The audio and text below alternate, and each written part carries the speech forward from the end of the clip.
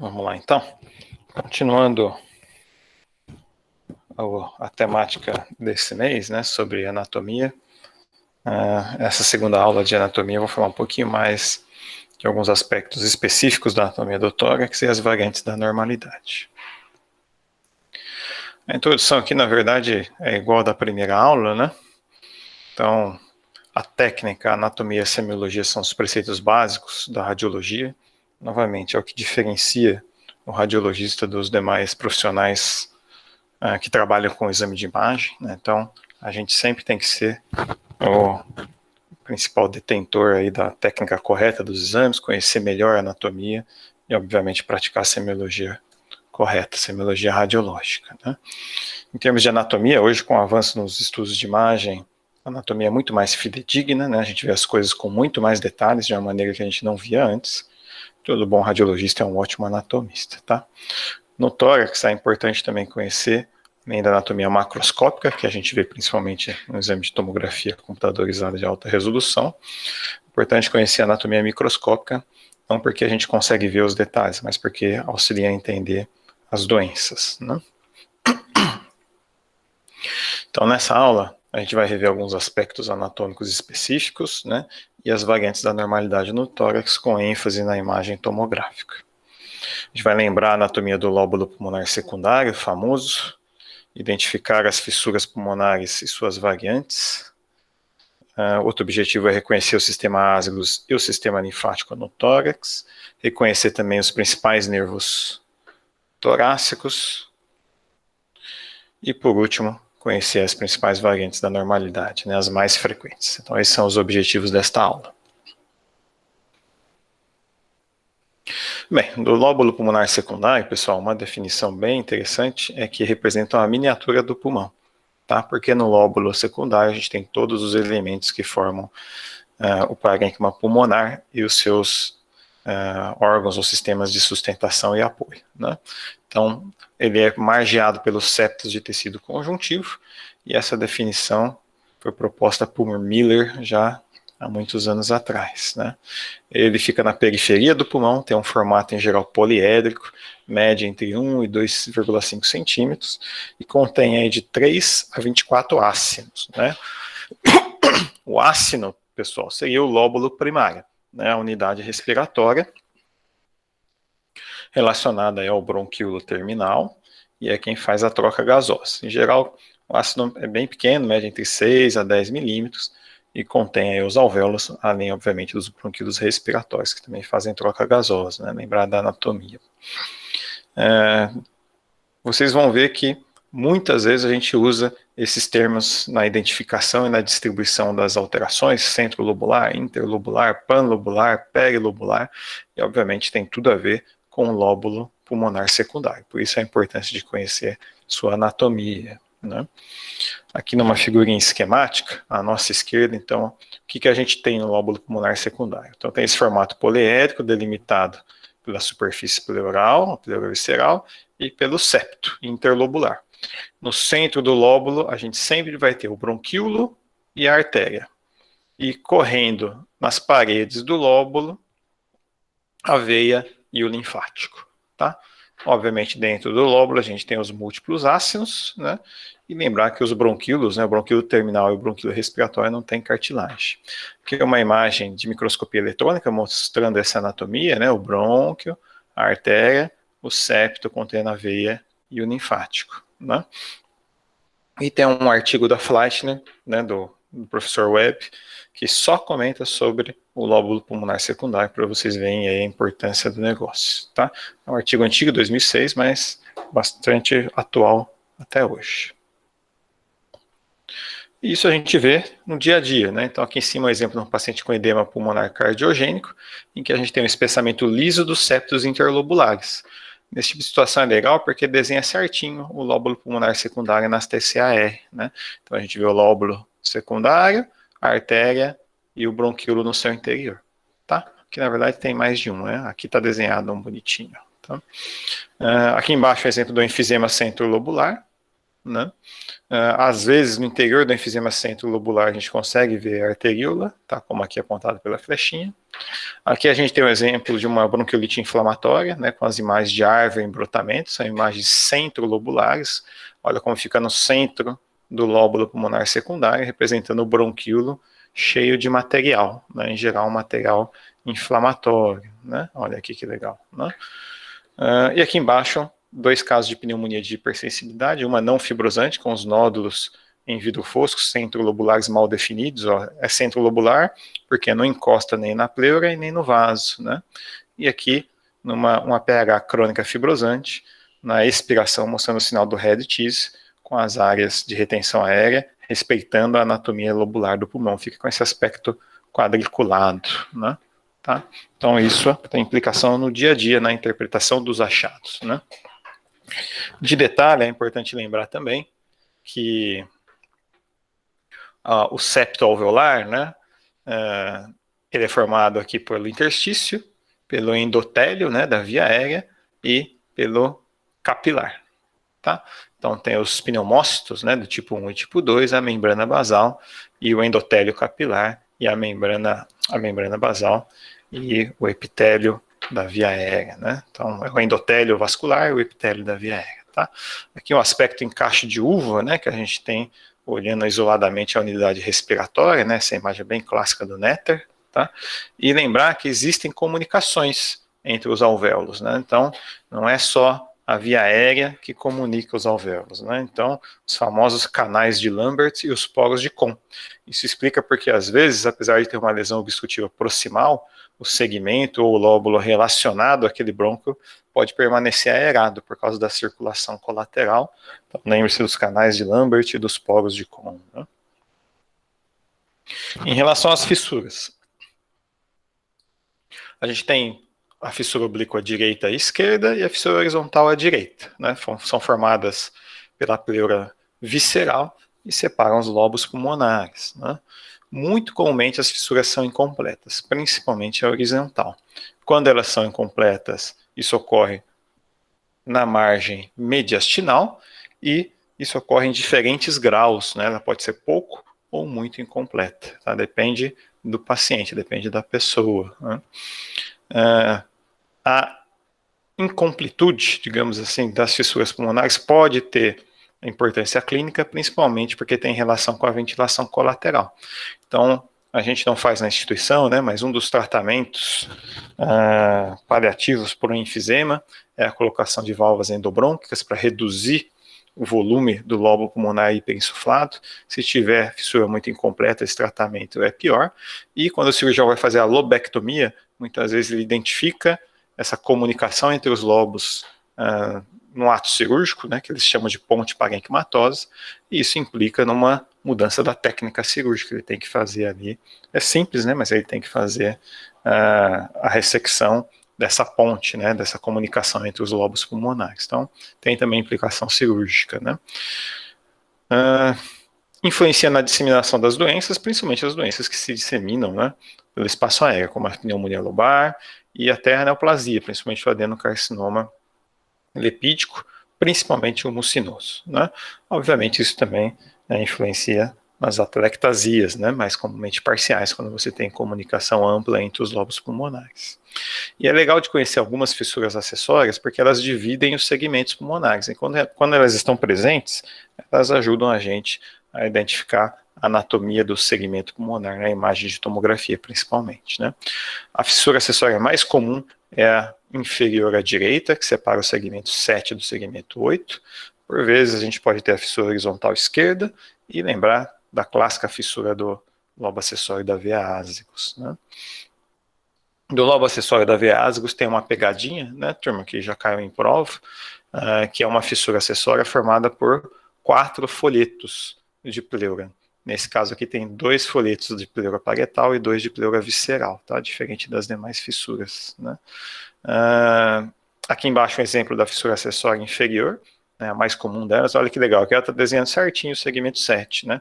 Então 7, o 8 para baixo dela, o 9 e o 10. Então as fissuras acessórias ajudam a entender a anatomia segmentar. Aqui nesse exemplo acima, uma fissura horizontal esquerda, né? Ó. Então aqui é o lobo médio, aqui é a língula, né? Tem um nódulo aqui na língula, né? As fissuras oblíquas sempre simétricas, né? Em altura, tá? Então, a fissura oblíqua tem que estar sempre na mesma altura, a direita da esquerda. A horizontal tem diferentes morfologias no exame de imagem, nem sempre a gente vai ver na tomografia axial a imagem linear desse jeito. Muitas vezes é uma imagem parcialmente opacificada, né? E é importante também diferenciar as fissuras dos ligamentos pulmonares, tá? O ligamento pulmonar, a gente tem o ligamento pulmonar à direita e à esquerda, né? É mais comum de ver na tomografia o ligamento esquerdo do que o direito, tá? Isso aqui também pode ser disseminação de doença, tanto doença pleural quanto doença linfática, e para o cirurgião também é importante na hora de que for mobilizar o lobo inferior, esse detalhe anatômico interfere no planejamento cirúrgico, tá? Não confundir com fissura acessória os ligamentos pulmonares. Aqui em cima é o exemplo de um paciente enfisematoso grave com fissuras incompletas. Olha aqui que legal, a fissura oblíqua esquerda, ó, vem só até a metade, tá? Essa outra metade aqui da sua face mediastinal, sempre na face mediastinal, ela é incompleta, tem uma baita de uma ponte parenquimatosa, uma comunicação entre os lobos, né? Aqui é a mesma coisa, um paciente enfisematoso com a fissura incompleta, né? Circulação colateral, e aqui mostrando a fissura horizontal, uma fissura acessória, a fissura horizontal e a ampla comunicação aí entre os segmentos, né? Aqui embaixo um exemplo pós-colocação de válvula endobrônquica para fazer uma telectasia do lobo pulmonar hiperinsuflado, e que a gente vê uma telectasia parcial, né? Não foi tão eficaz o tratamento, provavelmente relacionado à circulação colateral. E aqui um outro exemplo, né, de uma pneumonia lobar, que estava aqui no lobo superior direito, passou para o lobo inferior através de uma fissura pulmonar incompleta, né? Lembrando que a pneumonia lobar, ela se dissemina por contiguidade, diferentemente da broncopneumonia. Em relação ao sistema ázigos e os vasos linfáticos, né? O sistema ázigos ele tem uma forma de H, são veias bem pequenas, né? Que a gente vê principalmente a região superior da ázigos, tá? E faz a drenagem principalmente da parede torácica e da região lombar superior, né? Quando que o sistema ázigos é importante para a gente? Né? Quando a gente tem obstrução, né, trombose de via cava superior e via cava inferior, porque serve de circulação colateral e fica mais proeminente, aparece nos exames de imagem de maneira mais clara, né? O linfático é mais difícil de ver, tá? Então os vasos linfáticos são muito fininhos, tá? O ducto torácico, que é o principal canal linfático, às vezes a gente pode ver na imagem de tomografia. O objetivo, obviamente, é levar de volta a linfa para o sistema venoso, né? O ducto torácico é uma continuação da cisterna aquílea abdominal e faz a drenagem dos membros inferiores, do abdômen e do membro superior esquerdo e região cérvico-torácica à esquerda, tá? É causa de quilotórax quando lesado ou obstruído. Então aí também é uma situação que pode ter importância identificar corretamente o ducto torácico, tá? Na investigação do quilotórax. Então aqui é um exemplo da anatomia, né, do sistema ázigos em forma de H, né, à direita AV ázigos, à esquerda AM ázigos, muito comumente a gente vê acessória AM ázigos, e na imagem tomográfica é bastante comum ver a veia intercostal superior ou intercostal alta, que muitas vezes passa do lado do arco da aorta, podendo formar o que alguns textos destacam como o mamilo aórtico, né, na imagem, tanto tomográfica quanto radiográfica. Que é um exemplo de uma tomografia, né, que a gente vê a veia cava inferior, vista posterior, né, em destaque, tá, o sistema ázigos. Isso daqui é o que a gente vê mais comumente na imagem tomográfica, e aqui chamando atenção para a válvula da veia ázigos, né, que muitas vezes, aqui tem uma válvula, né, e muitas vezes acumula o contraste, forma essa imagem. O pessoal interpreta de maneira errônea, né, como artefato, ou por vezes acha que pode ser trombose, e tem a ver com a válvula da ázigos, esse aspecto é normal. E aqui está um pouco dilatado o sistema ázigos, né, tanto a veia ázigos quanto o M ázigos, tá, por isso que a gente está vendo bem nesse exame aqui contrastado, tá, ficou bem bonito aqui, né. O ducto torácico, uma vez caiu na prova ou de título, ou na prova de vocês, dos residentes, uma flechinha apontando no ducto torácico, tá? Então, essa pequena estrutura nem sempre é vista, tá? Ela fica à direita da aorta, aqui está indo de inferior para superior, ela cruza a linha média ao nível do arco aórtico e depois vai para a esquerda, drenar lá na veia braquicefálica esquerda, tá? Às vezes pode ser causa de lesão cística no mediastino médio, uma dilatação patológica do ducto torácico, se for focal a gente chama de linfocele, como nesse caso, é um cisto, né, de mediastino médio, entre lateralmente a aorta e a veia ásigos, como a gente está vendo aqui. Tá? Não pode confundir o ducto torácico com o sistema ásgico, em geral é mais fininho, tá? E não realça pós-contraste. E quem já viu o derrame quiloso uma vez, nunca esquece, né? É algo que acaba com o café da manhã de todo mundo, né? Então tem esse aspecto leitoso com essa cor feia, né? E o cheiro também, para quem já chegou uma vez, não é nada agradável, tá? É bastante característico, né?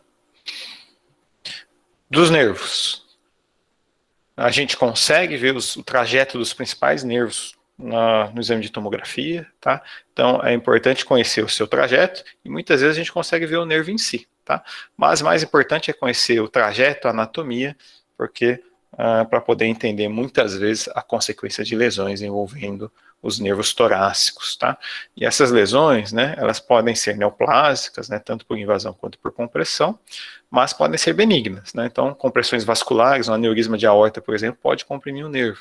Inflamação, né, infecciosa ou não, e iatrogênico, né, muitas vezes relacionado a cirurgias no mediastino. Esse é o quadrinho que vai sair aí na nova versão da apostila, tá? Destacando aqui os 4 principais nervos do tórax, né, a sua origem e o que acontece quando a gente tem lesão. Então, clássico, nervo frênico, lesão que envolve, comprime ou que lesiona o frênico, vai dar paresia, paralisia diafragmática. O vago, né, lesão que envolve o vago, leva à desmotilidade gastroesofágica, refluxo e acalase, né, mais difícil de suspeitar, por seus sintomas comuns e mais comumente relacionados a outros tipos de doença. O laringeu recorrente é clássico, né, então o ramo do vago leva à paralisia de prega vocal, rouquidão e tosse, e o gânglio estrelado, né, do simpático, levando a síndrome de Horner, classicamente relacionada ao tumor de Pancoast. Então, pitose, miose e anedrose facial, isso aqui também volta e meia cai na prova, a síndrome de Horner, principalmente em situações do famoso tumor de Pancoast envolvendo o suco superior, né? Tem um artigo bastante interessante também sobre os nervos do tórax, aqui na Radiographics, eu botei a referência para vocês. E essas imagens didáticas eu tirei do artigo, tá? Ele mostra bem, de maneira bem didática, onde que passa o vago, o frênico e a cadeia simpática aqui, que são os principais, além do laringeu recorrente, principalmente o esquerdo, né, que é mais baixo, tá? Então aqui, por exemplo, é um tumor de Pancoast, comprometendo aqui a região do gânglio estrelado, levando a uma síndrome de Horner. Esse é o clássico, né? Aqui embaixo, ó, que legal, né? Mostrando que o laringeu recorrente à esquerda, ele cruza, né, o arco aórtico inferiormente, tá? E aqui nessa região, né, próxima aqui a onde fica a estação 6, linfonodal, 5 e 6, a gente tem 3 nervos passando, né? Frênico, vago e laringeu recorrente. Por isso que tumores nessa região podem ter diferentes manifestações funcionais, envolvendo não só o diafragma, né, mas também podendo dar rouquidão e tá sintomas dispépticos, né?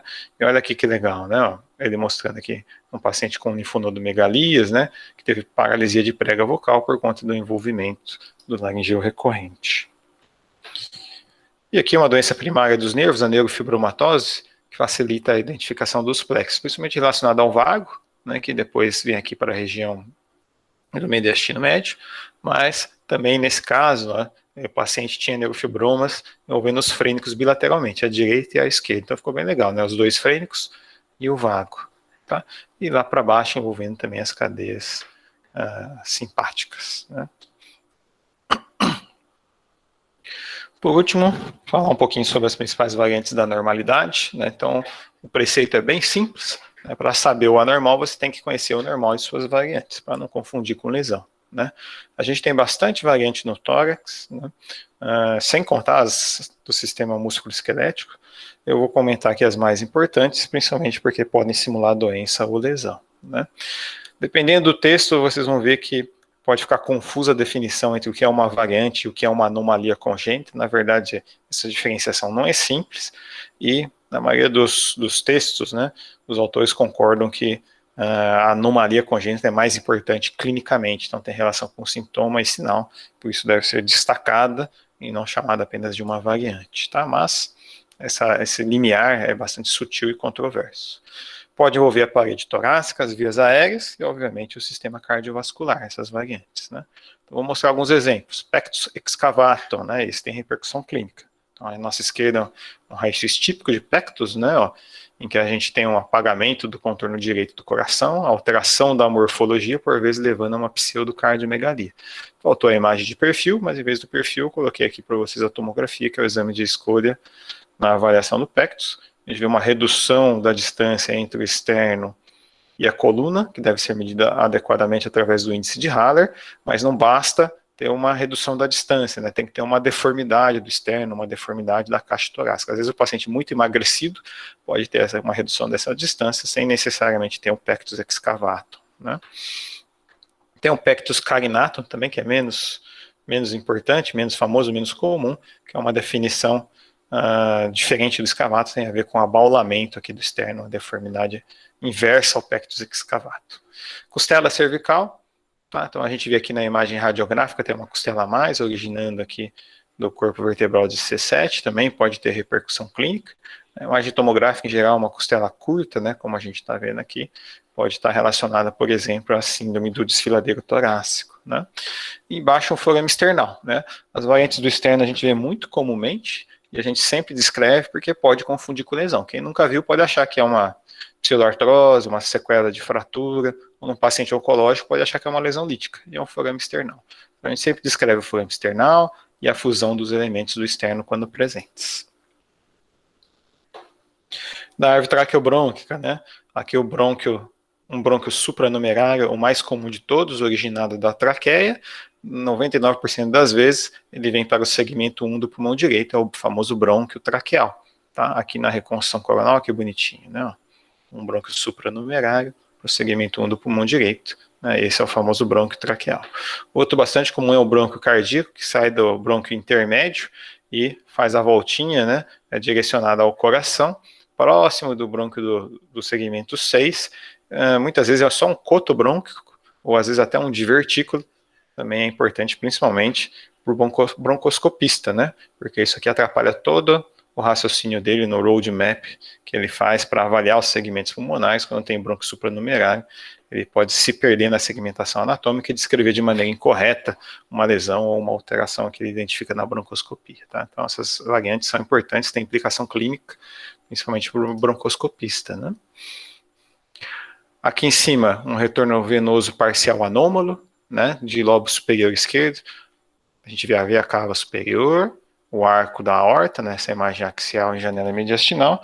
Tem um vasinho extra aqui, ó, junto do arco da aorta. Tem que ver para onde que vai esse vasinho, né? Veja que aqui na imagem de baixo é parecido, né, essa bolinha aqui em posição. Mas aqui em cima, esse vasinho, ele se comunica, né, ou na verdade ele recebe as veias do lobo superior do pulmão esquerdo. Por isso que é uma drenagem, um retorno venoso parcial anômalo. Isso aqui, quando está à direita, drenando o lobo inferior ou todo o pulmão, principalmente para veia cava inferior ou vias hepáticas, forma a famosa síndrome da cimitarra, tá? A segunda forma mais comum é essa, né, drenando o lobo superior do pulmão esquerdo. E aqui embaixo, a bolinha, na verdade, em vez de ir para o pulmão, vai lá embaixo para o coração se comunicar com um seio coronariano. Ó, vai aparecer aqui a bolinha descendo, nessa imagem de ressonância, se comunicando com o seio coronariano, chegando lá no átrio direito, tá? Então aqui é a persistência de via cava superior à esquerda. São duas variantes importantes, né, da anatomia venosa. Aqui a configuração anatômica normal do arco aórtico e suas variantes, que a gente sempre tem que descrever. A gente vive a era da radiologia intervencionista, essa anatomia é importante no planejamento dos procedimentos que envolvem os vasos supraórticos. O normal do arco aórtico é ter 3 ramos: tronco braquicefálico, carótida comum esquerda e a subclave esquerda. O tronco braquicefálico em geral é curto e dá origem à carótida direita e à subclave direita, né? O que a gente mais vê de comum é o que o pessoal antes chamava de arco bovino. A gente evita de escrever arco bovino no relatório, senão o paciente vai ficar chateado com a gente, né, que a gente está chamando ele de boi ou de vaca. Então, em vez de ter 3 ramos, a gente tem que ter 2 ramos, a carótida esquerda saindo do tronco braquicefálico, isso é o que a gente mais vê no dia a dia, e às vezes a gente tem, em vez de 3, 4 ramos, porque a vertebral esquerda sai direto do arco aórtico, tá? Então essas são as duas principais variantes do arco aórtico, sempre tem que ser descritas. Muito comumente também a gente vê uma subclave direita aberrante saindo, né, do arco aórtico, cursando posteriormente a traqueia e ao esôfago, vindo aqui para a direita, tá? Subclave direita aberrante, e às vezes a gente tem também um arco aórtico à direita, como a gente vê aqui, é fácil de identificar, à direita da traqueia e do esôfago, podendo dar uma subclave esquerda aberrante, e quando tem dilatação de sua origem, né, da subclave esquerda, a gente chama de divertículo de Comerel. Isso aqui também volta e meia cai na prova. O arco aórtico à direita tem mais relação com outras malformações cardiovasculares do que essas variantes do arco aórtico, essas em geral não têm relação. E a subclave direita aberrante pode ter, mas também na maioria das vezes é um achado de exame de imagem. Lembrar que a subclave direita aberrante, quando pode dar compressão do esôfago e levar à disfagia, é a famosa disfagia lusória também, volta e meia cai em prova, né? Aqui só uma animação mostrando ali o arco aórtico à direita bonitinho.